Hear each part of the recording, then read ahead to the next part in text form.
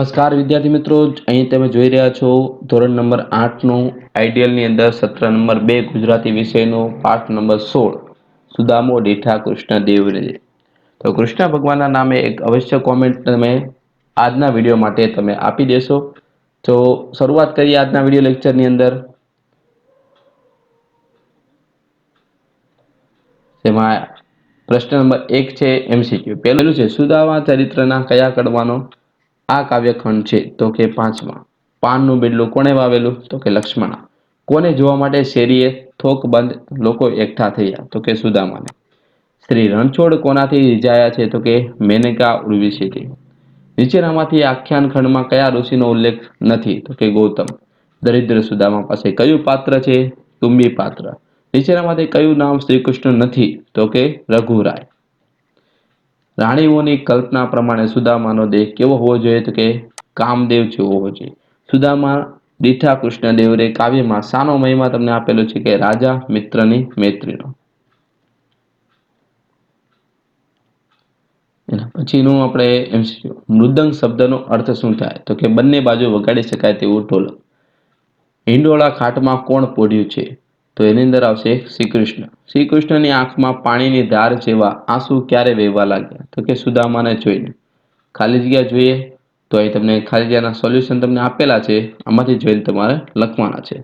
એના પછી તમને ખોરાફાટા પણ તમને આપેલા છે, આમાંથી જોઈને તમારે આઈડિયલની અંદર તમે લખી દો.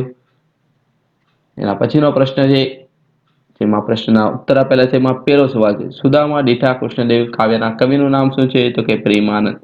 કાવ્યમાં કૃષ્ણ માટે કયા કયા શબ્દ વપરાય છે? જરાક તમે જણાવશો. અવિનાશ, હરિ, શ્રી રણછોડ, વિશ્વાધાર, જાદવરાય, સામળિયો, છબીલો, શ્રી કૃષ્ણદેવ, પ્રભુજી, આ બધા શબ્દો. અવિનાશને કેટલી પટરાણી હતી? કે 8.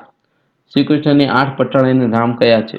તો તેના આપણે પટરાણીના નામ જણાવી દઈએ. રૂકમણી, શ્રીમુંદા, ભદ્રાવતી, જાંબુવતી, સત્યા, કાલિંદી, લક્ષ્મણા અને સત્યભામા. શ્રી કૃષ્ણની સામે દર્પણ કોણે ધર્યું હતું? તો કે એની જે રાણી છે તેમાં ભદ્રાવતી રાણીએ. એના પછી શ્રી કૃષ્ણ સુગંધી લેપ કોણ લગાડે છે? તો કે સત્યા. અગરના લેપને કોણ ઉખેડે છે? તો કે કાલિંદી. શ્રી હરિ ક્યાં પોઢ્યા છે? તો કે હિંડોળા ખાટ ઉપર. વિશ્વાધાર શબ્દનો અર્થ વિશ્વનો આધાર થાય છે. દાસી શ્રી કૃષ્ણ પાસે કયા સમાચાર લઈને આવે છે? લઈને આવે છે કે દરવાજે કોઈ બ્રાહ્મણ આવીને ઊભો છે. દાસી દ્વારે ઉભેલા દ્વિજ વિશે શ્રી કૃષ્ણ શી માહિતી આપે છે? માહિતી આપે છે તે કોઈ ઋષિ નથી, તેમજ કોઈ પત્ર પણ લાવ્યા નથી, તે દરિદ્ર જેવા દેખાય છે. કવિ આખ્યાન ખંડમાં કયા કયા ઋષિના નામ ઉલ્લેખ કર્યા છે? કે નારદજી, વશિષ્ઠ, દુર્વાસા, અગસ્ત્ય, વિશ્વામિત્ર, અત્રિ, વામદેવ. એના પછી દાસી દ્વારા સુદામાના આગમનના વચન સાંભળે શ્રી કૃષ્ણે સુદામા વિશે શું કહ્યું? આ તો મારો બાળ મિત્ર સુદામા મારા જેવા દુખિયાનો વિસામો છે. શ્રી કૃષ્ણના પિતાંબર કોણ ભૂમિ પરથી ઉચકે છે? તો કે રૂકમણી.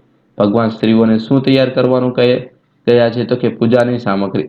શ્રી કૃષ્ણના મતને તે રોજ ભોગવે તે કોના પુણ્યનું ફળ છે? તો એમાં આવશે તે સુદામાના પુણ્યનું ફળ છે. શ્રી કૃષ્ણને કઈ રાણી વધારે વાલી લાગતી હતી?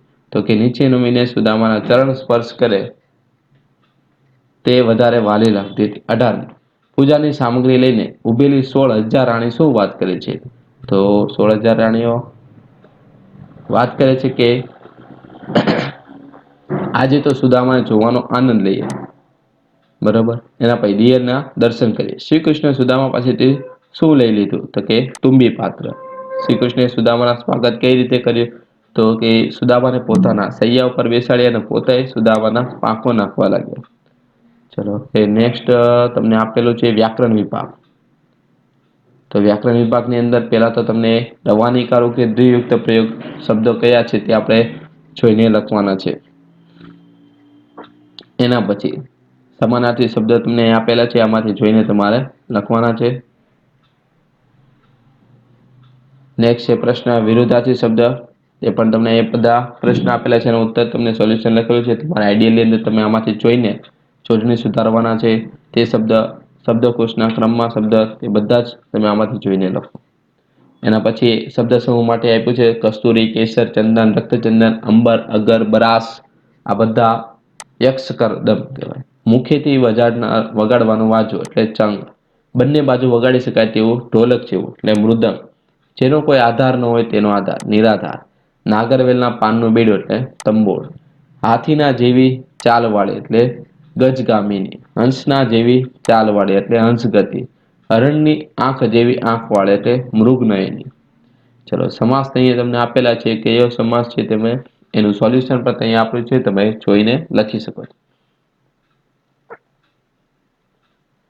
એના પછી ફરીથી દ્વિયુક્ત અને રવાનીકારો શબ્દ તમારે અલગ અલગ લખવાના છે. તો અહીંયા તમને બંને શબ્દનું અહીંયા વર્ગીકરણ કરીને લખેલું છે સોલ્યુશન. એના પછી નીચેના પ્રશ્ન એટલે કે આપેલા પ્રશ્ન છે એ તમારા આધારે, તમારા અનુભવને આધારે, તમારા વિચારના આધારે તમારે લખવાના છે. તમે આ પ્રશ્ન તમે આ ઉત્તર વાંચીને પણ તમે લખી શકો અથવા આ ઉત્તર પણ તમે લખી શકો છો. તો વિદ્યાર્થી મિત્રો આ તો આજનો પાઠનું સોલ્યુશન. હવે નેક્સ્ટ વિડીયો લેક્ચરમાં આપણે આના પછીના પાઠનું સોલ્યુશન જોવાના છે. તો તેના માટે ત્યાં સુધી તમારે ચેનલ સબસ્ક્રાઇબ કરવી પડશે, જેથી તમને વિડીયો લેક્ચર સમયસર મળતા રહેશે. અને આજનો વિડીયો લેક્ચર તમને કેવો લાગ્યો છે તે કોમેન્ટમાં અવશ્ય જણાવો. Thank you. જય હિન્દ, જય ભારત.